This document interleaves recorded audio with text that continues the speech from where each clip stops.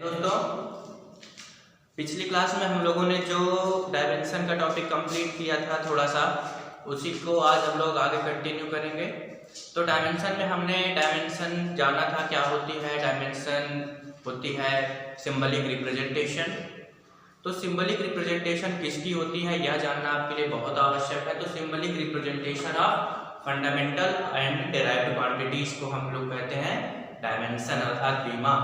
और इसी फंडामेंटल और डेराइव्ड क्वांटिटीज की सिंबल को भी हम लोग आगे थोड़ा सा बढ़ाएंगे, और उससे हम लोगों ने अभी तक कंप्लीट किया था फ्रीक्वेंसी तक। तो फ्रीक्वेंसी हमने बताया था, फ्रीक्वेंसी का मतलब होता है कि किसी काम को हम लोग प्रति सेकेंड कितना करते हैं वही कहलाती है फ्रीक्वेंसी। अर्थात अगर मान लो हम चक्कर लगा रहे हैं तो उस चक्कर को कंप्लीट करने में अगर 1 सेकंड में देखा जाए कितने चक्कर हमने कंप्लीट किए वही कहलाती है फ्रीक्वेंसी। लेकिन अगर एक चक्कर को कंप्लीट करने में कितना समय लगा उसकी बात करें तो वह कहलाता है टाइम पीरियड। तो टाइम पीरियड का मतलब होता है एक चक्कर कंप्लीट करने में लगा समय, और फ्रीक्वेंसी का मतलब होता है कि 1 सेकंड में कुल चक्करों की संख्या कितनी होती है वो होती है फ्रीक्वेंसी। और इसी के साथ हम लोगों ने क्षेत्रफल अर्थात एरिया की बीमा निकाली, वॉल्यूम की निकाली, स्पीड एंड वेलोसिटी की निकाली, मोमेंटम, इम्पल्स, इन सब चीज़ों की बीमा निकाली। और आज हम लोग बात करेंगे उसके थोड़ा सा आगे। हमने आपसे कहा था कि आप लोग कुछ बीमाएं अपने से निकालिएगा। किताब में आपके फार्मूले दिए हुए होंगे, क्योंकि आपको फार्मूले अभी याद नहीं होंगे, तो किताबों से आप फार्मूले देखिए और उनसे बीमा निकालिए। उम्मीद करते हैं कि आप लोगों ने नहीं निकाला होगा, तो कोई बात नहीं, हम आपको निकाल के सिखाते हैं। बस आप लोग साथ में हमारे लगे रहिए, सीखते रहिए। आपको बीमा याद करने की आवश्यकता नहीं पड़ेगी, आपको पूरी बीमा निकालना आ जाएगा। तो आज हम लोग बात करेंगे, आपने एक बात फार्मूला सुना होगा एनर्जी का, E बराबर mc²। उसी से जुड़ा हुआ एक और फार्मूला होता है E बराबर hν। तो इसी में से hν वाला जो फार्मूला है, इसी के हम एनर्जी तो E हो गई, न्यू क्या है हमने कल ही आपको बताया था कि फ्रीक्वेंसी है। तो फ्रीक्वेंसी की बीमा हम लोगों ने निकाली थी, एनर्जी की भी बीमा हमने निकाली थी। आज हम लोग निकालेंगे इसी फार्मूले hν के h की। h को हम लोग कहते हैं प्लैंक कांस्टेंट। तो इसी प्लैंक कांस्टेंट की बीमा आज हम लोग निकालेंगे। तो आइए उससे निकालते हैं कि कैसे होती है, और उसके बाद हम लोग डायमेंशन की ये तो निकालने की जो बात है, लेकिन इसके बाद सीधे फार्मूले होंगे, इक्वेशंस लिखी होंगी, उनमें कोई वर्ड होगा उसकी हमें बीमा निकालनी होगी। तो वो सब आज हम लोग सीखेंगे। तो पहले 2-4 बीमाएं निकाल लेते हैं। तो आइए बात करते हैं डायमेंशन के टॉपिक में।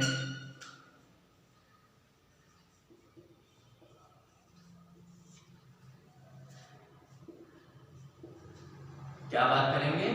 प्लैंक कांस्टेंट की बीमा निकालेंगे। प्लैंक कांस्टेंट h से रिप्रेजेंट करते हैं स्मॉल h। तो हमें पता है एनर्जी का फार्मूला हमने अभी आपको बताया, E बराबर hν होता है। हमें किसकी बीमा चाहिए? h की।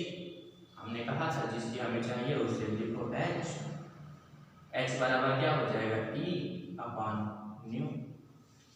अब हमें h की बीमा निकालनी है, तो h की बीमा निकालने के लिए क्या करेंगे हम लोग? E की बीमा रखेंगे और ν की बीमा रखेंगे। ये भी नहीं है, न्यू है, फ्रीक्वेंसी है, ध्यान से देखना, ऐसे बनता है, ठीक।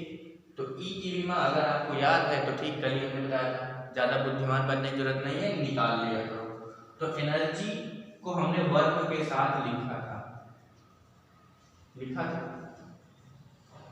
और वर्क बराबर होता है फोर्स इनटू डिस्प्लेसमेंट। होता है कि नहीं होता? हमें फोर्स की बीमा पता होती है, क्या होती है? mL/2।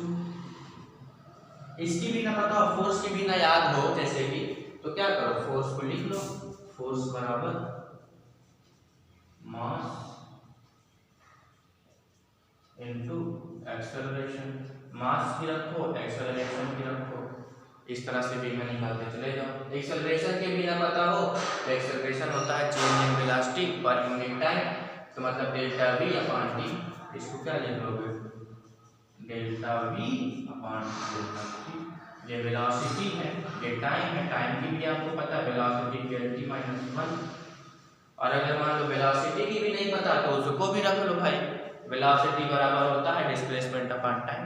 तो ये हमने आपको तरीका बताया कि कैसे आप नहीं पता है तो निकालें, याद है तो अच्छी बात, नहीं तो निकालो। तो क्या हुआ, फोर्स टी -2 और डी क्या है, डिस्प्लेसमेंट अर्थात दूरी लंबाई है, इसकी क्या हो जाएगी एल। लिखो इधर इसका गुणा करा दो, ml 2t -2, ये हो गया हमारा, इसकी हो गई एनर्जी की, यहाँ रख दो ml 2t -2 हो गया। अब बचा न्यू, न्यू को हमने कल आपको बताया था कि न्यू बराबर होता है फ्रीक्वेंसी जो होती है बराबर होता है 1 टाइम होता है, टाइम t, इसको ऊपर लेके जाओगे तो क्या हो जाएगा t की पावर -1, यही हो गई फ्रीक्वेंसी की भी मान, रख दो यहीं पे t -1, बस इसी को आगे लिख दो।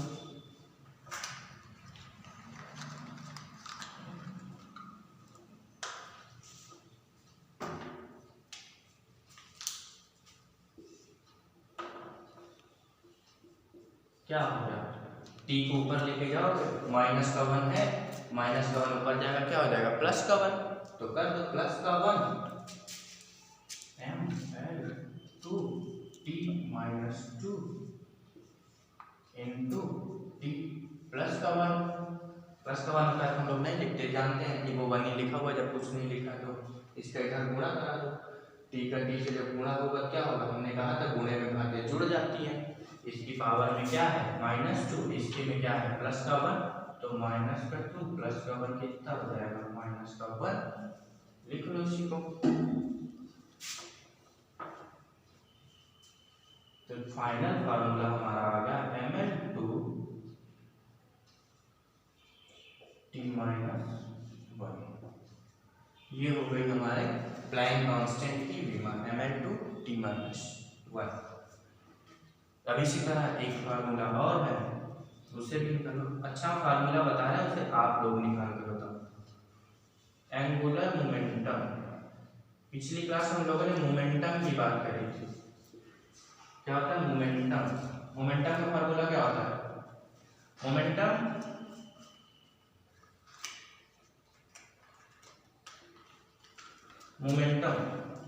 हमने बताया था m/v होता है।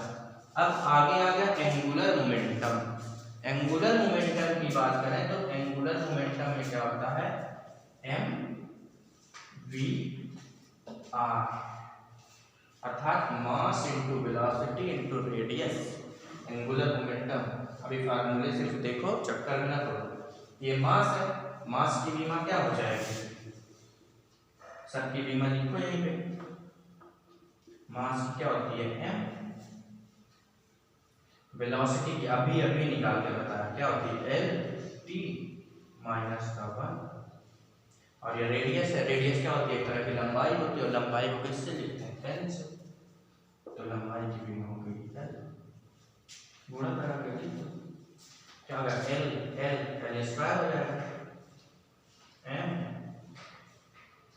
l स्क्वायर t -1, ये क्या ml 2t -1 और इधर भी ml 2t -1, इसका क्या होगा, पिछली क्लास में भी हमने बताया था ml 2t -1 जैसे इसका है प्लैंक कांस्टेंट का, वैसे ही एंगुलर मोमेंटम की भी विमा होती है ml 2t -1, मतलब कि प्लैंक कांस्टेंट और एंगुलर मोमेंटम की विमा एक होती है, लिख लीजिएगा। तो क्या हो गया ml 2t -1 एंगुलर मोमेंटम की भी विमा है और प्लैंक कांस्टेंट की भी विमा। अब आओ बात करते हैं फोर्स की, पिछली क्लास में जो बात करी थी उसके बाद बात करते हैं प्रेशर की। क्या होता है प्रेशर की विमा, बस विमा में कुछ नहीं, सिंपल वे में हमने कल ही बताया था, उसको सरलतम रूप में लिखो, अर्थात उसके फार्मूले में लिखो और उसको चेंज करके जाओ, वो हो जाती है, और जब सिंपल के फॉर्म में लिख देते हैं विमा बन जाती है। तो विमा अब हम लोग निकालेंगे प्रेशर की। तो प्रेशर जो होता है, प्रेशर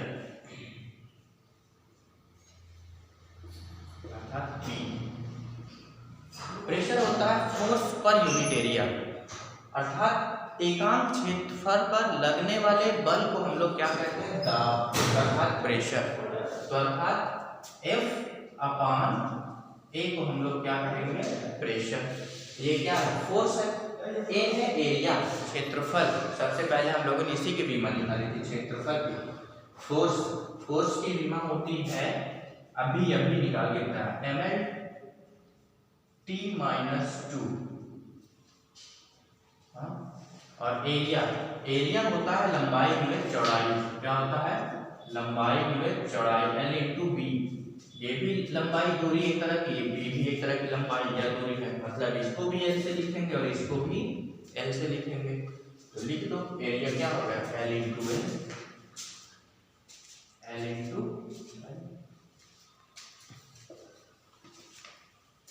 आगे क्या होगा, mlt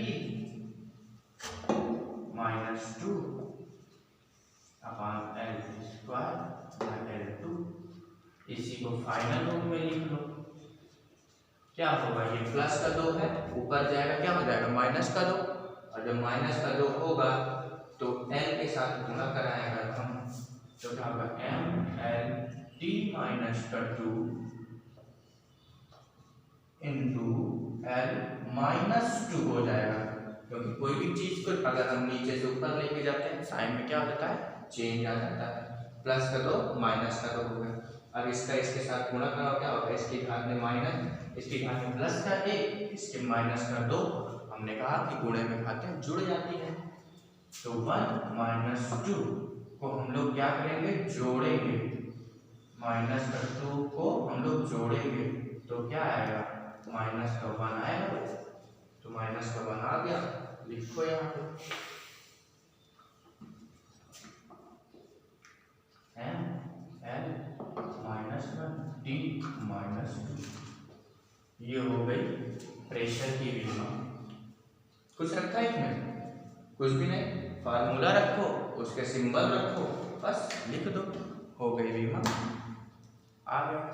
अब इसके बाद एक नाम आप लोग इलास्टिसिटी वाले चैप्टर में सुनेंगे, यंग्स मॉडुलस। तो जो यंग्स मॉडुलस की विमा होती है उसको निकालेंगे हम लोग, लेकिन उसको निकालने से पहले हम लोग जानेंगे कि क्या होती है स्ट्रेस। कभी कभी आप लोग पढ़ते पढ़ते स्ट्रेस में आ जाते हैं, तो हम लोग आज उसी स्ट्रेस की बात करेंगे। हालांकि वो स्ट्रेस नहीं होती, स्ट्रेस जो हम लोग बात करेंगे वो होती है दूसरी वाली। स्ट्रेस का सिंपल सा मतलब होता है, हिंदी में प्रतिबल कहते हैं। प्रतिबल का मतलब है कि अगर हम किसी पे बल लगाएं, फोर्स लगाएं, तो वो हमें उल्टा ही उतना ही फोर्स हमारे ऊपर लगा दे, तो वही कहलाता है प्रतिबल। जैसे कि आपके पास कोई एक बॉल है, मान लो ये है, हमने ये हमारे पास है, हमने क्या काम किया, इस पे फोर्स लगाया, दबाया, और ये क्या हो गई, पिचक गई, दब गई ना। कुछ देर तक जब हमने इस पर बल लगाया तो ये नहीं दब रही थी, लेकिन जैसे जैसे हमने फोर्स लगाया ये दब गई, मतलब इसके फॉर्म में चेंज हुआ। और इस चेंज को हम लोग विकृति कहते हैं। क्या कहते हैं, विकृति। तो इस विकृति के खिलाफ, अर्थात जब हम इसके ऊपर फोर्स लगाएं और ये अपने ऊपर होने वाले चेंज का विरोध करें, और उस विरोध के रूप में जो ये अंदर से फोर्स हमारे ऊपर लगाएगा वही कहलाता है प्रतिबल, स्ट्रेस। मतलब एक तरह का रिएक्शन फोर्स होता है। अगर हम इसके ऊपर फोर्स लगाएं और ये कह रहा है कि हमें अपने रूप को नहीं बदलना, तो उसके लिए ये हमारे ऊपर फोर्स लगाएगा, लेकिन अपोजिट डायरेक्शन में वैल्यू उतनी ही होगी, तो ये कहलाता है स्ट्रेस। और यह फोर्स इस बॉडी के प्रत्येक एकांक क्षेत्रफल के द्वारा लगाया जाएगा, हर एक सेक्शन फोर्स उतना ही लगाएगा, तो क्या हो जाएगा, प्रतिबल। ज्यादा भी मत जानो, केवल यही जानो कि क्या होता है, अपने आकार में परिवर्तन के विरोध के लिए जब कोई वस्तु हमारे द्वारा लगाए गए बल के विपरीत दिशा में उतना ही बल लगाती है, तो वह कहलाता है प्रतिबल, अर्थात स्ट्रेस। तो स्ट्रेस क्या होती है, एक तरह का यह भी प्रेशर ही है, हमने उस पर बल लगाया, फोर्स लगाया, और उसके एकांक क्षेत्रफल ने हमारे ऊपर फोर्स लगाया, तो क्या हुआ, स्ट्रेस भी एक तरह का प्रेशर ही है। इसका भी formula force per unit area ही होता है। क्या होता है, फोर्स पर यूनिट एरिया ही होता है, अर्थात इसकी भी विमा क्या होगी, ml minus 1 t minus 2, ml minus 1 t minus 2, जो हो गई स्ट्रेस। इसी से जुड़ा हुआ जब हम यंग्स मॉडुलस पढ़ेंगे तो उसके फॉर्मूले में एक और चीज आती है जिसे हम लोग स्ट्रेन कहते हैं। क्या कहते हैं? स्ट्रेन। तो स्ट्रेन जो होती है ना, यूनिट लेस और डायमेंशन लेस क्वांटिटी होती है, तो अर्थात इसकी कोई बीमा नहीं होती, डायमेंशन लेस।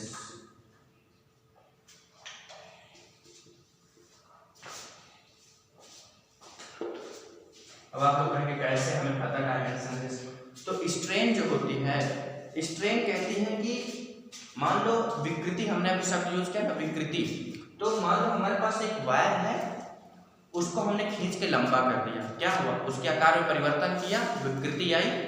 तो इस विकृति का फार्मूला होता है इसी से जुड़ा हुआ कि लंबाई में कितनी वृद्धि हुई और अपान प्रारंभिक लंबाई। तो ऊपर भी लंबाई नीचे भी लंबाई, मतलब लंबाई की बीमा l, ऊपर भी नीचे भी l से l कट गया, क्या हुआ? l की पावर 0 अर्थात 1, क्या हो गया? Dimensionless. देखो, increase in length upon initial length अर्थात प्रारंभिक लेंथ। ये भी लंबाई दोनों की बीमा क्या हो गई? l upon l। लो भाई कट गया, या यूं कह लो +1 पावर में है, l की पावर +1 इंटू l की पावर -1। हमने कहा था गुणे में घातें जुड़ जाती हैं, +1 -1 कितना हो जाएगा? 0। तो हो गया l की पावर 0, अर्थात इसकी कोई बीमा नहीं होती स्ट्रेन की। और स्ट्रेस की होती है l-1 t-2। तो स्ट्रेस की बीमा प्रेशर की बीमा के बराबर होगी। अब यंग्स मॉडुलस इन दोनों की हेल्प से हम लोग आओ निकाल कर देखते हैं। जो यंग्स मॉडुलस का फार्मूला होता है वो इसी का अनुपात होता है। Young's modulus stress upon strain के बराबर होता है। जैसे देखो,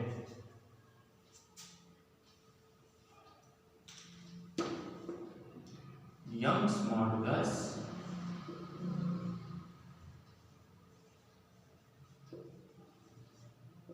जो होता है वो होता है स्ट्रेस अपॉन स्ट्रेन।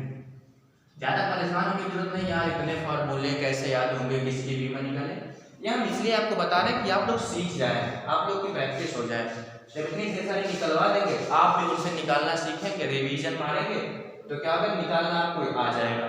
और फिर जैसे जैसे चैप्टर्स पढ़ते जाएंगे और जब यंग्स मॉडुलस पढ़ेंगे तो वहाँ पे आपको बीमा याद नहीं करनी पड़ेगी, क्योंकि आपको याद होगी, आप सॉल्व कर चुके हैं, निकालना सीख चुके हैं।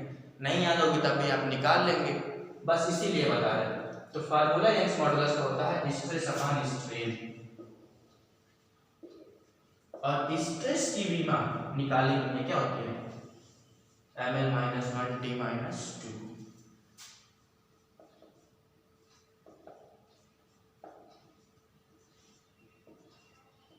अपॉन स्ट्रेन की बीमा डायमेंशन लेस लिखा हमने, अर्थात बीमाहीन होती है l0, अर्थात कुछ भी नहीं होगा। l0 किसी की पावर 0 होने का मतलब क्या होता है? वो 1 होगा। ये 1 हो गया, 1 अपॉन में होता है तो मतलब कुछ नहीं लिखते, हो गया। यही इसकी बीमा हो गई, किसकी? यंग्स मॉडुलस की। तो यंग्स मॉडुलस की बीमा क्या हो गई? ml-1 t-2। और यही बीमा हमने किसकी निकाली थी? प्रेशर की। तो इसका मतलब कि प्रेशर की बीमा बराबर यंग्स मॉडुलस की बीमा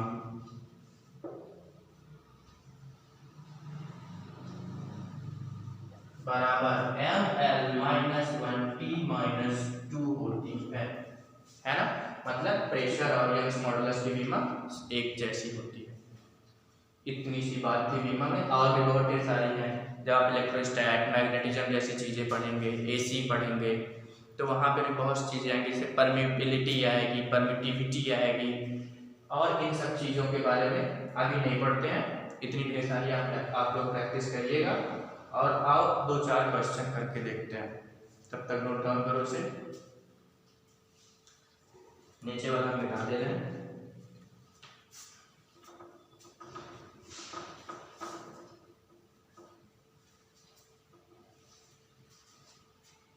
जैसे मिटा दे, लिख ना पाओ तो वीडियो पॉज करके लिख लिया करो, लिखा जरूर करो। अगर लिखोगे नहीं तो फिर कुछ भी नहीं आएगा। फिजिक्स अगर पेन नहीं चलाया फिजिक्स में तो फिजिक्स आएगी नहीं।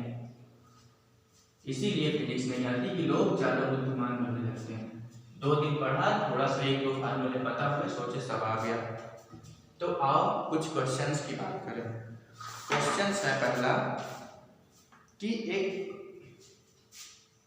बहुविकल्पी है, ऑब्जेक्टिव क्वेश्चन है, MLT -1 किसकी विमा है।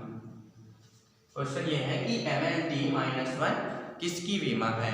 MLT -1 ऑप्शन दिया हुआ कह रहा है कि पावर,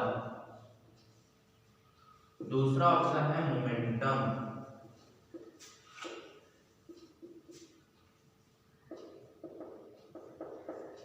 तीसरा ऑप्शन दिया हुआ है फोर्स, और चौथा दिया हुआ है नम। अब बताओ, कह रहा है MLT -1 किसकी बीमा है। या तो फिर हमें याद हो इतनी ढेर सारी बीमा है तो हम उनसे पता करें कि MLT -1 किसकी है, और हमने तो सीख लिया तो याद रखने की क्या जरूरत, निकाल लेते हैं। आओ एक एक करके चेक करते हैं। पहले पावर की निकालते हैं। पावर की बीमा शायद हमने आपको नहीं निकलवाई। तो पावर की बीमा होती है, इसके लिए पावर का फार्मूला पता होना जरूरी। तो पावर होती है F × V, क्या होती है F × V। तो क्या हो गया, MLT -2 फोर्स है और V वेलोसिटी है, LT -1 वेलोसिटी बीमा का LT -1 गुणा करा इसका फटाक से लिखो भाई। L क्या हो जाएगा, L² T -1 -2 कितना हो जाएगा, -3, क्योंकि गुणे में खाते जुड़ जाती हैं। T -3 मैच किया गया इससे, नहीं किया, ये क्या हो गया, अर्थात ये नहीं है हमारा आंसर। अब मोमेंटम को चेक करते हैं। मोमेंटम बराबर होता है, अर्थात P बराबर यह भी होता है M × V। V क्या है, वेलोसिटी, M क्या है, मास, मास की बीमा होती है M, वेलोसिटी की LT -1, क्या हो गया MLT -1 मिला क्या इससे, मिला, तो मतलब हमारा आंसर यही है, मोमेंटम की बीमा है ये। लेकिन हम सॉल्व कर रहे हैं, अभी सीख रहे हैं, तो इसलिए हम फोर्स की भी निकालेंगे। फोर्स की बीमा होती है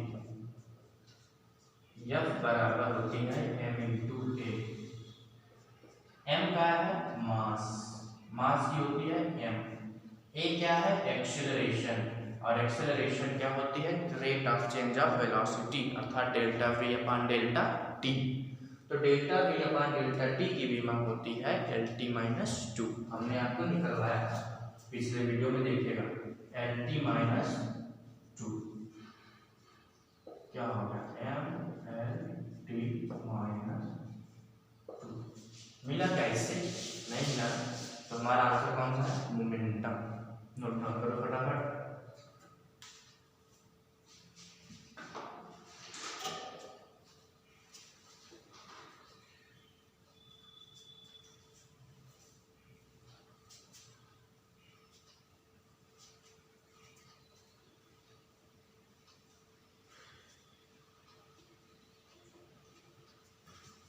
एक क्वेश्चन है,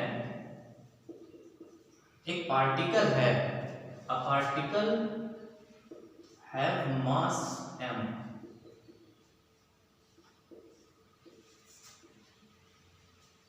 उसका मास m है and its velocity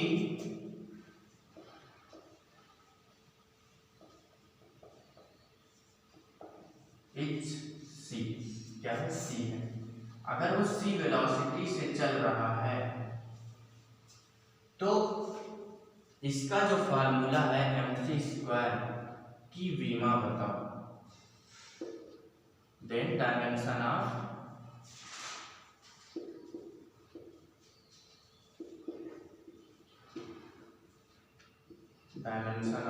MC square।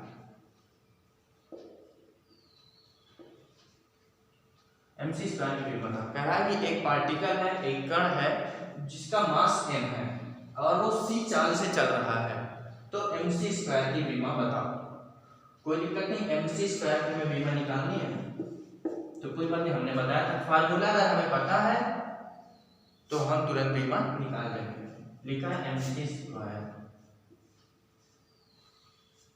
m क्या है, मास है, मास की विमा क्या होती है m, और बोला कि c चाल से चल रहा है। c क्या है, इसकी वेलोसिटी है। जरूरी नहीं कि वेलोसिटी को हम v से लिखें, अरे भाई वो c से चल रहा है तो वो भी तो क्या है वेलोसिटी, अगर उसके तो वो भी क्या है वेलोसिटी होगी उसकी। अर्थात यहाँ ये जो c है इस पार्टिकल की क्या है वेलोसिटी, और वेलोसिटी की विमा क्या होती है LT-1। लिख दो LT-1 का होल स्क्वायर है। आगे सॉल्व कर दो, m स्क्वायर है मतलब L स्क्वायर T - 2 हो जाएगा कि नहीं हो जाएगा। स्क्वायर भाई इसका भी स्क्वायर होगा, इसका भी स्क्वायर होगा तो क्या होगा -2 हो जाएगा। ml2 T - 2 हो गई MC स्क्वायर की विमा। आगे फटाक से कुछ रखा था क्या इसमें, कुछ भी नहीं। आप लोग पहचान लेते यार m दिया है, c वेलोसिटी चल रहा है, MC स्क्वायर की विमा कैसे निकालें, कैसे निकालोगे, फार्मूला रखो, फटाफट सिंबल रखो, आ गई विमा। ये तो होगी केवल विमा निकालने की बात। अब विमा कुछ इंपॉर्टेंट पॉइंट्स हैं, उन्हें याद रखिएगा कि कभी कभी हम ये देखते हैं कि कुछ ऐसे क्वांटिटीज हैं जिनकी यूनिट तो होती है, अर्थात मात्रक तो होते हैं, लेकिन उनकी विमा ही नहीं होती। जैसा कि अभी हम लोग स्ट्रेन की देख चुके हैं कि उसकी क्या है यूनिट तो है, नो सॉरी वो यूनिट लेस भी है डायमेंशन लेस भी, अर्थात ना तो उसको यूनिट है ना ही डायमेंशन है। लेकिन कुछ यूनिट्स होती हैं जिनकी यूनिट तो होती है, कुछ क्वांटिटीज की यूनिट्स तो होती है लेकिन उनके डायमेंशन नहीं होती। वो कैसे होती है, कौन है, सिर्फ उसके बारे में इतना ही जानेंगे कि वो कौन है। वो होती है सम क्वांटिटीज, अर्थात कुछ राशियां, सम क्वांटिटीज हैव यूनिट्स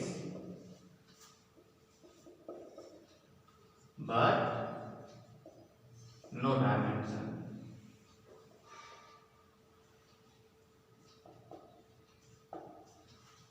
अर्थात कुछ ऐसी राशियां हैं जिनकी यूनिट तो होती है लेकिन उनकी डायमेंशन नहीं होती, और उसका एग्जांपल है एंगल। कौन है, एंगल। कैसे, ये देखो एंगल जो होता है क्या होता है, एंगल मतलब कोण। कोण बराबर होता है चाप बटे त्रिज्या, अर्थात r का पान रेडियस होता है, r का पान रेडियस। हम लोग पहले ऐसे चाप लगाते थे ना, ऐसे रखे, ऐसे लगा दिया, फिर ऐसे रखा, ऐसे खींच के एंगल बना देते थे। बस इसी आर्क की बात कर रहे हैं। आर्क क्या है, एक तरह की दूरी है। जैसे देखो ये हमने आर्क लगाया, कोई सर्किल है जिसका हमने थोड़ा सा पार्ट देखा, इतना पार्ट देखा, ये क्या है आर्क। ये जो हमने चाप लगाया इसकी बात कर रहे हैं, और इसकी ये रेडियस आर की, आर ये क्या है रेडियस। आर और रेडियस के अनुपात को हम एंगल कहते हैं, तो हम इसी की बात करते हैं। ये आर क्या है, एक तरह की ये भी तो दूरी ही है, और रेडियस भी हमारी क्या है दूरी, तो बस दूरी अपान दूरी क्या हो गई, नो दूरी, है कि नहीं, दूरी अपान दूरी नो दूरी। देखो आर क्या है, दूरी है, अर्थात इसको क्या लिख सकते हैं एल से। रेडियस भी क्या है, ये भी एक तरह की लंबाई है, उसे भी एल से लिखो, कट जाएगा, क्या आ जाएगा एल की पावर 0, अर्थात डायमेंशन लेस क्वांटिटी। कौन सी लेस? Dimension less. कौन है वो? एंगल।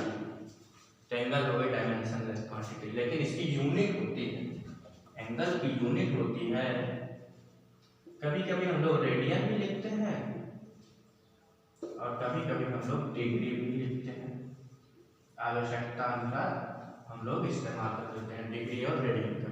लेकिन याद रखिएगा कि एंगल क्या है? Dimensionless quantity.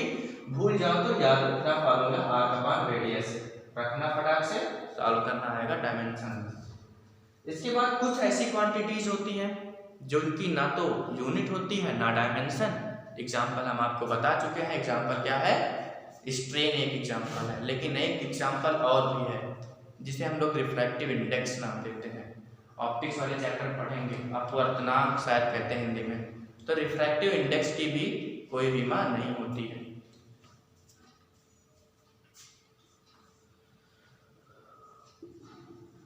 Some quantities have no dimension. Quantities have no unit and no dimension.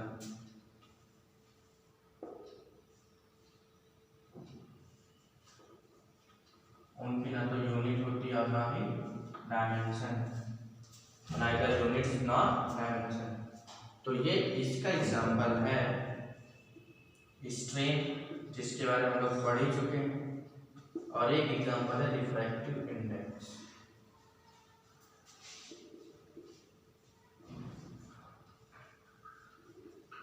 Mu कहते हैं, म्यू से स्ट्रेन के बारे में पढ़ चुके, इसलिए नहीं करें। रिफ्रैक्टिव इंडेक्स की बीमा हम निकाल के दिखाते हैं कैसे वो डायमेंशन लेस है।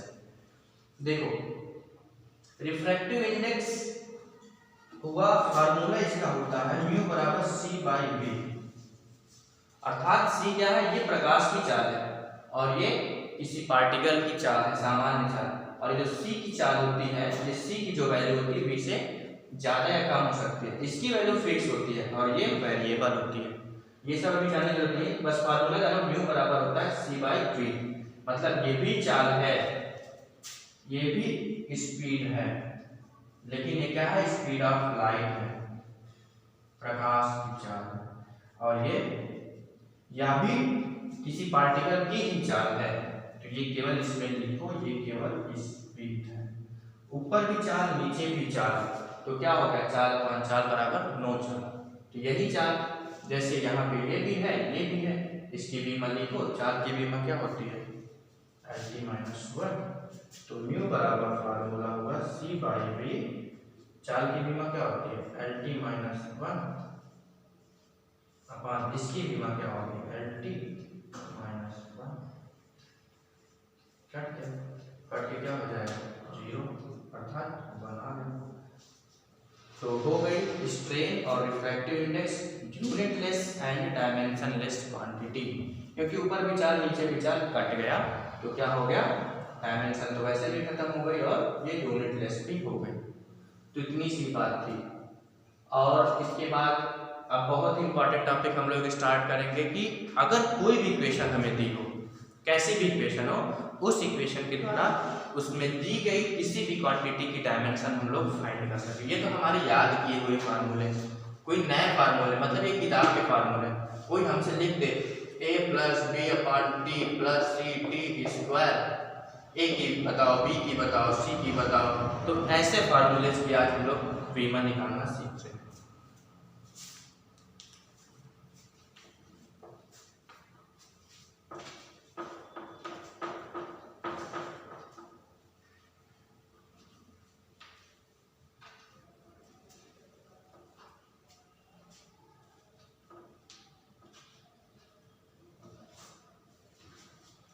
एक बात याद रखना कि हम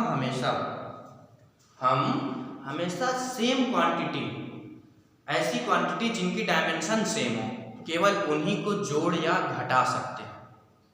क्या कर सकते हैं? जोड़ या घटा सकते हैं। इस बात को हल्के मत लेना, बहुत ही इंपॉर्टेंट पॉइंट है, छूट जाएगा, समझ नहीं आएगा, एक भी डायमेंशन फाइंड नहीं कर पाओगे। क्योंकि जो अभी तक निकलवाई इनमें से शायद ही पूछे, ये तो सीधी सीधी है, कोई भी निकाल देगा। लेकिन अब जो पढ़ाने जा रहे हैं ये वही निकाल पाएगा जो तसल्ली से सुनेगा। सिर्फ सुनो और शब्दों पर ध्यान देना कि हम हमेशा केवल उन्हीं क्वांटिटीज को जोड़ या घटा सकते हैं, ऐड या सब्सट्रैक्ट कर सकते हैं जिनकी डायमेंशन सेम हो, या फिर कह लो सेम क्वांटिटीज को हम केवल जोड़ या घटा सकते हैं। तो जैसे कि लिखा है कि एक फार्मूला अगर आपको बताएं, v बराबर u प्लस 80 लिखा है, फार्मूला आपने 9th की क्लास में पढ़ा होगा। v बराबर u प्लस 80, v होती है हमारी अंतिम चाल, final velocity, u initial velocity अर्थात प्रारंभिक चाल, a होता है एक्सेलरेशन, t होता है टाइम। हमने कहा कि हम हमेशा सेम क्वांटिटीज, ऐसी क्वांटिटीज जिनकी डायमेंशन सेम हो, उन्हीं को जोड़ या घटा सकते हैं। और इसी का एक फार्मूला और होता है, v बराबर u माइनस 80 भी होता है, जोड़ या घटा सकते हैं। मतलब सेम क्वांटिटीज, मतलब जिनकी डायमेंशन सेम हो उन्हीं को जोड़ सकते हैं। जो डायमेंशन इसकी होगी वही सेम डायमेंशन इसकी होगी, क्योंकि हमने बोला ना कि सेम डायमेंशन वाली क्वांटिटीज को ही हम लोग जोड़ या घटा सकते हैं। तो मतलब कि अगर ये वेलोसिटी है तो ये भी वेलोसिटी होगी, अगर ये वेलोसिटी है, ये भी वेलोसिटी है, तो ये भी वेलोसिटी होगी, क्योंकि इसके साथ हमने इसको जोड़ा है। वही हाल यहाँ घटाने में भी, ये अगर हमारी प्रारंभिक चाल है तो केवल चाल पे ध्यान देना, अगर ये स्पीड या वेलोसिटी है तो यह भी क्या होगी, वेलोसिटी होना ही पड़ेगा, क्योंकि हम हमेशा सेम डायमेंशन वाली क्वांटिटीज को ही जोड़ या घटा सकते हैं। तो अगर विश्वास ना तो देखो, वेलोसिटी की विमा क्या होती है, lt माइनस 1 होती है। अब यहाँ पे देखो a क्या होता है, एक्सेलरेशन, एक्सेलरेशन की विमा क्या होती है बताओ, lt माइनस 2 होती है कि नहीं होती। और ये क्या है, टाइम, टाइम की विमा क्या होती है, t, क्या आया, गुणा करो lt माइनस 1, आया कि नहीं विमा, ये दोनों हुई कि नहीं बराबर, हुई ना। मतलब अगर ये वेलोसिटी है तो ये भी वेलोसिटी होगी, अगर ये वेलोसिटी है तो ये भी वेलोसिटी होगी। तो ये बात पॉइंट नोट कर लो कि हम हमेशा सेम क्वांटिटीज को ही जोड़ या घटा सकते हैं।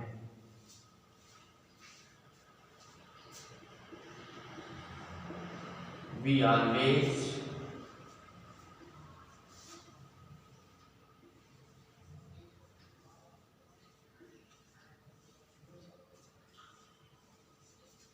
ऐड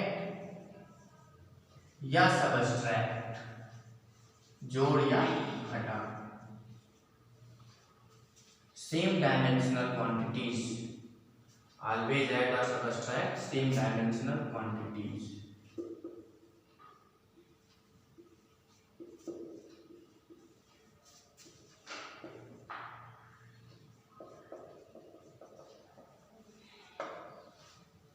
चार पांच स्टार बना लेना। ये क्या है, हम हमेशा सेम डायमेंशन वाली राशियों को ही जोड़ या घटा सकते हैं, और ये पूरी आपकी डायमेंशन में काम आने वाला पॉइंट है। नोट डाउन करो फटाफट, अच्छा एक क्वेश्चन करो। क्वेश्चन ये है कि एक हम लोग लिखते हैं formula, two quantities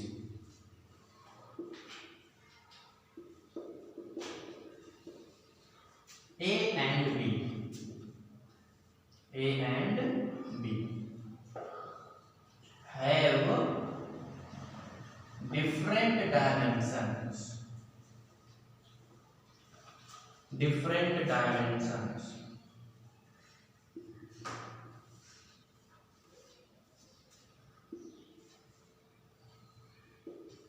which given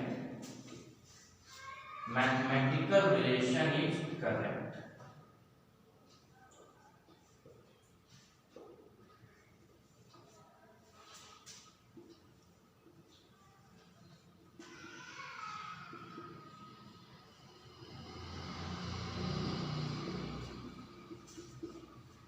A upon B, A plus B, A minus B, और चौथा अपन A बराबर B। बताओ, क्वेश्चन ये कह रहा है, अगर क्वेश्चन समझ आए तो समझो। क्वेश्चन कह रहा है कि दो ऐसी राशियां हैं जो है ए और बी। दो राशियां क्या है, ए और बी, जिनकी बीमा डिफरेंट है। क्या है डिफरेंट डायमेंशंस, जिनकी बीमा क्या है, अलग अलग है। तो इनमें से जो चार ऑप्शन दिए हैं, इनमें से कौन सा ऑप्शन सही होगा उनको लिखने के लिए बताओ कौन सा होगा। ये होगा, ये और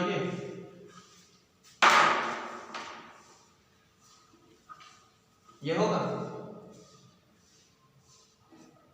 ये कैसे हो जाएगा बताओ। अरे भाई हमने कहा कि हम जोड़ या घटा सकते हैं हमेशा सेम क्वांटिटीज को, सेम डायमेंशन वाली क्वांटिटीज को जोड़ घटा सकते हैं ना। हमने कहा क्या, डिफरेंट डायमेंशंस। डिफरेंट डायमेंशन अर्थात जोड़ तो हो ही नहीं सकता उनका, घटाना तो हो ही नहीं सकता।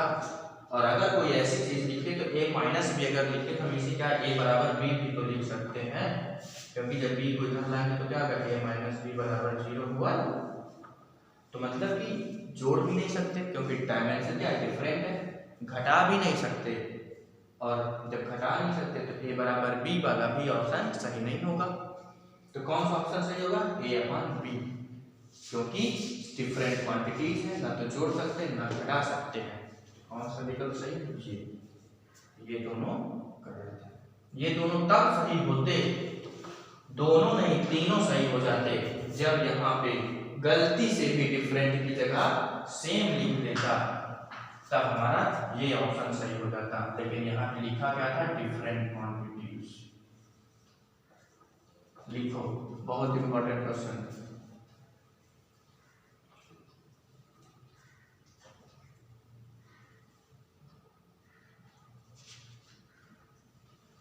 चलो अच्छा, बस करते हैं, काफी टाइम हो गया है। इसके आगे हम लोग स्टार्ट करेंगे अगली क्लास में, और अगली क्लास में कोशिश करेंगे कि आपकी डायमेंशन कंप्लीट हो जाए। थैंक यू दोस्तों।